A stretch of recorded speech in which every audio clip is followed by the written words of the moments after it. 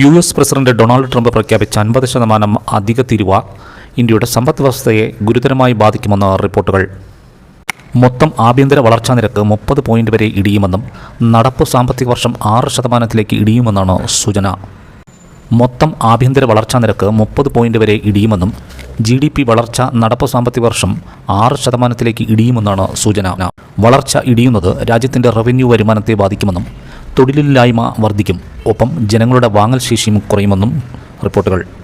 ട്രംപിൻ്റെ പ്രഖ്യാപനം ഓഹരി വിപണിയെയും ബാധിച്ചു. സെൻസെക്സ് വെള്ളിയാഴ്ച 765.47 നിഫ്റ്റി 232.85 ആയും ഇടിഞ്ഞു. രണ്ട് വിപണികളിലും 1% ഇടിവ്.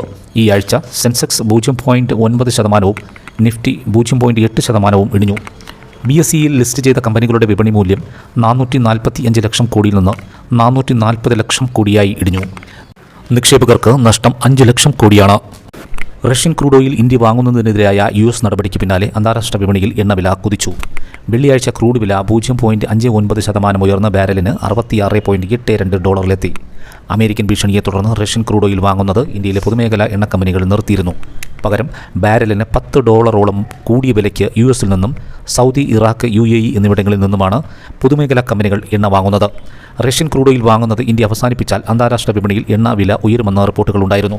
ക്രൂഡ് വില ഉയരുന്നത് ഇന്ത്യയുടെ ഇറക്കുമതി ചെലവ് ഗണ്യമായി ഉയർത്തുമെന്നും ആണ് ഇപ്പോഴത്തെ റിപ്പോർട്ടുകൾ. നെറ്റ് മലയാളം ന്യൂസിന് വേണ്ടി ഷാജഹാൻ, തിരുവനന്തപുരം.